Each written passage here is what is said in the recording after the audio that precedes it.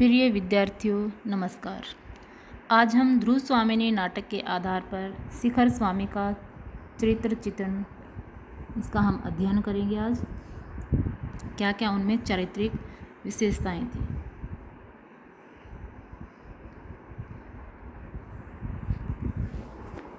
शिखर स्वामी गुप्त सम्राट रामगुप्त का महामात्य है, यानी कि उनके साम्राज्य का महान मंत्री है।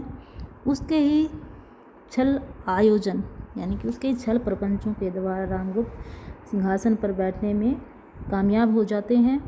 उसकी राजनीति कायर और भीरू की नीति है, यानी कि उनमें वीरता नहीं है, वो बड़े ही डरपोक और बड़े ही कायर हैं। उसी नीति के आधार पर उन्होंने राजा के पद पर गुप्त साम्राज्य की गद्दी पर रामगुप्त को स्थापित करवा दिया है। वह अवसरवादी है और समयानुसार सूझबूझ रखने वाला है। हालांकि शिखर स्वामी जो पात्र हैं, मंत्री हैं, उनमें सूझबूझ है, बुद्धि वाले पात्र हैं, परंतु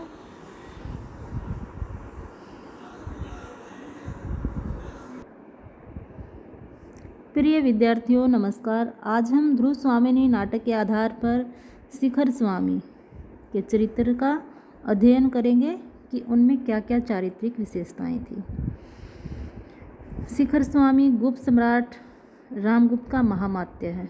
गुप्त साम्राज्य के जो राजा हैं रामगुप्त, उनके साम्राज्य में एक मुख्य मंत्री के रूप में कार्यरत हैं। उसके ही छल आयोजन से रामगुप्त सिंहासन पर बैठता है, यानी कि शिखर स्वामी ही अपनी सूझबूझ के द्वारा रामगुप्त को राजगद्दी तक पहुंचा देते हैं। उसकी राजनीतिक जो है वह कायरता और भीरू की नीति है। वह युद्ध लड़के उन्होंने प्राप्त नहीं की है, बल्कि कायरता का प्रतीक है। वह अवसरवादी और समयानुसार सूझबूझ रखने वाला है, यानी कि समय के अनुसार वह निर्णय करता है। अवसर पाकर पुरोहित, अमात्य और सेनापति सबके विरोध के बावजूद कुल परंपरा की दुहाई देकर बड़े भाई रामगुप्त को राज्य का अधिकारी वह बना देता है।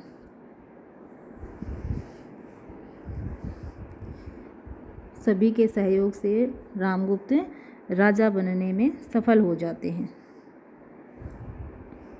और स्वयं उसका विश्वास पात्र और महामात्य बन जाता है। नाटक के आधार पर उसके चरित्र की निम्नलिखित विशेषताएं हैं। मुख्य बिंदुओं के आधार पर हम उनके चरित्र में जो भी गुण थे, अवगुण थे, उनका अब अध्ययन करेंगे। प्रथम है कुटिल राजनीतिज्ञ, यानी कि राजनीति का उनको अच्छा खासा ज्ञान था। हालांकि वह स्वयं को नीति निपुण जताता है, परंतु वास्तव में वह एक कुटिल राजनीतिज्ञ है।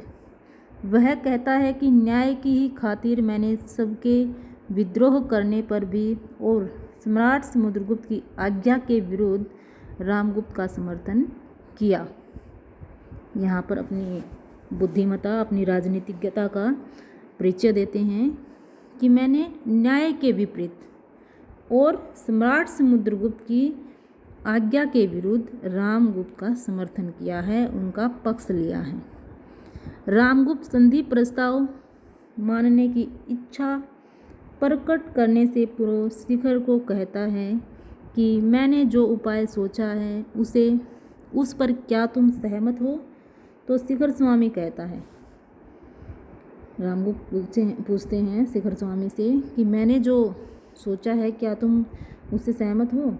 तो क्या कहते हैं, यदि नीति युक्त हुआ तो अवश्य समर्थन करूँगा, कि अगर नीति के अनुसार होगा तो मैं अवश्य ही आपकी जो योजना है उसका अवश्य ही समर्थन करूँगा। निर्लज्ज रामगुप्त उसे नीति शास्त्र का बृहस्पति समझता है। बृहस्पति यानी कि बहुत बड़े ज्ञाता के रूप में समझता है। क्या खूब कहा तुमने, तभी तो लोग तुम्हें नीति शास्त्र का यानी कि नियमों का बृहस्पति समझते हैं। अच्छा ज्ञाता समझते हैं। परंतु ध्रुव स्वामिनी उसे धूर्त कहती हैं। अमात्य, तुम बृहस्पति हो चाहे शुक्र, यानी कि अपने आप में चाहे अपने आप को तुम कुछ भी समझो, परंतु हमारी नज़र में किंतु धूर्त होने से ही क्या मनुष्य भूल नहीं कर सकता कि क्या तुम एक राजनीतिज्ञ अपने आप को बहुत बड़ा मानते हो? क्या ऐसा करके भी तुम बहुत बड़ी भूल नहीं कर सकते? चंद्रगुप्त उसे प्रबंधक कहता है, प्रबंधक आएगा यहाँ पर, कहता है तभी तो तुमने व्यवस्था दी है कि महादेवी को देकर भी संधि की जाए, कि तुम अपने आप को बहुत बड़ा राजनीतिज्ञ समझते हो, तभी तो आप लोगों ने ऐसी व्यवस्था की है कि ध्रुव स्वामिनी को शक साम्राज्य को सौंप करके उनके साथ संधि की जाए। क्यों? यही तो विनय की पराकाष्ठा है। ऐसा विनय प्रवंचकों का आवरण है कि यही तो तुम्हारी विनयशीलता की चरम सीमा है। कि क्या ऐसा ही विनय तुम्हारे अंदर है?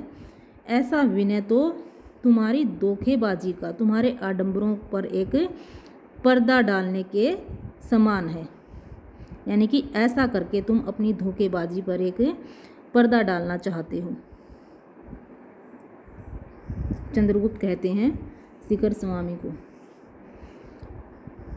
दूसरा है ये वही एक जैसा पॉइंट यहाँ पे दिया गया है, कुटिल राजनीतिज्ञ। शिखर स्वामी कुटिल राजनीतिज्ञ होने के साथ कुटिल कूटनीतिज्ञ, सॉरी यहाँ पर राजनीति से संबंध था, यहाँ पर कूटनीति, कूटनीतिज्ञ उनको बताया गया है। वह बड़ी चतुराई से राजनीति का सिद्धांत ध्रुव स्वामिनी के सामने सुनाता है। कहता है राजनीति के सिद्धांत में राष्ट्र की रक्षा सब उपायों से करने का आदेश है। शिखर स्वामी ऐसा मानते हैं कि राजनीति सर्वोपरि होनी चाहिए। राजनीति में भी राष्ट्र की जो रक्षा है वह सर्वोपरि होनी चाहिए, फिर बाकी चीज़ें हैं वो दूसरे पायदान पर आएंगी। इसके लिए राजा, रानी, कुमार और अमात्य सबका विसर्जन किया जा सकता है, यानी कि सबको त्यागा जा सकता है, सबको छोड़ा जा सकता है, परंतु सबसे पहले राष्ट्र की रक्षा होनी चाहिए। ऐसा शिखर स्वामी अपनी राजनीतिज्ञ या राजनीति की कूटनीति के कारण ऐसा सोचते हैं। जब ध्रुव स्वामिनी कहती है कि मैं तुम्हें संकट से बचाने के लिए स्वयं यहाँ से चली जाऊँगी, तब शिखर कहता है राजनीति में ऐसी बातों का स्थान नहीं। जब तक नियमों के अनुकूल संधि का पूर्ण रूप से पालन न किया जाए तब तक संधि का कोई अर्थ नहीं है। ध्रुव स्वामिनी गुप्त साम्राज्य से चले जाने की बात कहती हैं तो शिखर स्वामी कहते हैं कि राजनीति में ऐसी बातों का या इस संधि के लिए इस बात का कोई अर्थ नहीं है कि जो तुम यहाँ से जाने की बात कर रही हो। संधि के अनुसार ऐसा ही होगा कि तुम अन्य स्त्रियों के साथ शक साम्राज्य में जाओगी। वह अपनी कूटनीति से यह सिद्ध कर देता है कि संधि प्रस्ताव के अनुसार महादेवी को शकराज की भेंट देने के सिवा कोई उपाय नहीं है। यानी कि तुम्हें अगर जाना भी है इस साम्राज्य से तो तुम शकराज के पास ही जाओगी। यही संधि में सब कुछ लिखा हुआ है। वह चंद्रगुप्त की भर्त्सना यानी कि आलोचना करती है, सुनकर भी बड़ी चालाकी से विनम्रतापूर्वक कहती हैं उसके लिए मुझे प्राणदंड दिया जाए, मैं उसे अविचल भाव से यानी कि बिना विचलित हुए ग्रहण करूँगा, परंतु राजा और राष्ट्र की रक्षा होनी चाहिए। जब वह चंद्रगुप्त की भर्त्सना सुनकर बड़ी चालाकी से और विनम्रता से कहते हैं कि अगर मुझे प्राणदंड भी दिया जाए तो मैं उसको बिना डगमगाए ग्रहण करूँगा, परंतु राष्ट्र की रक्षा मेरे लिए सर्वोपरि है और वह होनी चाहिए। वह एक तरह से चंद्रगुप्त को भी अपनी कूटनीति से सहमत करा लेता है, यानी कि उनके सामने भी वह ऐसा ही आचरण करता है और स्वयं को एक बड़ा ही देश प्रेमी यहाँ पर साबित करता है। अवसरवादी है। कुटिल राजनीतिज्ञ और कूटनीतिज्ञ होने के साथ साथ शिखर स्वामी पक्का अवसरवादी भी है, यानी कि अवसर जैसा भी मिलता है उसी के अनुरूप वह निर्णय करता है। परिस्थितियाँ बदलते ही वह गिरगिट की तरह अपना रंग बदल लेता है, यानी कि जहाँ भी उसको अपना फ़ायदा लगता है वहीं पर वह अपना पलड़ा भी बदल लेता है। तृतीय अंक में वह जताता है कि मेरी राजनीतिक चाल से सकराज पर विजय संभव हुई।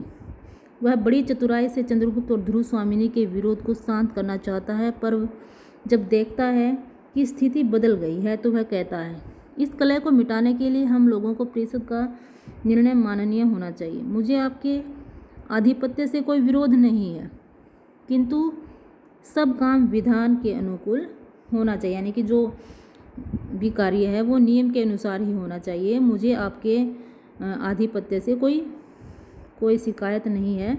वो यहाँ भी अपनी कूटनीतिज्ञता का परिचय देते हैं और सब कुल वृद्धों और सामंतों को बुलाकर उनका निर्णय लेता है। अंत में परिषद के निर्णय के आधार पर वह रामगुप्त का साथ छोड़ देता है। परिषद भी निर्णय सुनाती है कि रामगुप्त बड़ा ही कायर है, यह राजा बनने के लायक नहीं है, तो वह यहाँ पर अपनी अवसरवादिता का परिचय देता है और रामगुप्त का साथ छोड़ देता है। इस प्रकार कहा जा सकता है कि शिखर स्वामी एक ऐसा चरित्र है जो कुटिल राजनीतिज्ञ तथा कूटनीतिज्ञ है, यानी कि कूटनीति से और राजनीति की उनको बहुत ज़्यादा परख थी। इसी कारण से वो रामगुप्त को एक राजा के रूप में स्थापित कर पाए थे। अवसरवादी है, अवसर पड़ने पर वह अपने स्वार्थ के अनुरूप पाला बदलने में भी माहिर है और एक अवसरवादी चरित्र है। अवसर देखकर वह किसी भी तरफ अपना पाला बदल लेता है, जैसा कि उन्होंने नाटक के अंत में किया। उन्होंने रामगुप्त का साथ छोड़ करके वह चंद्रगुप्त के पाले में चला गया। तो इस प्रकार हम कह सकते हैं कि बड़ा ही चालाक पात्र था। धन्यवाद।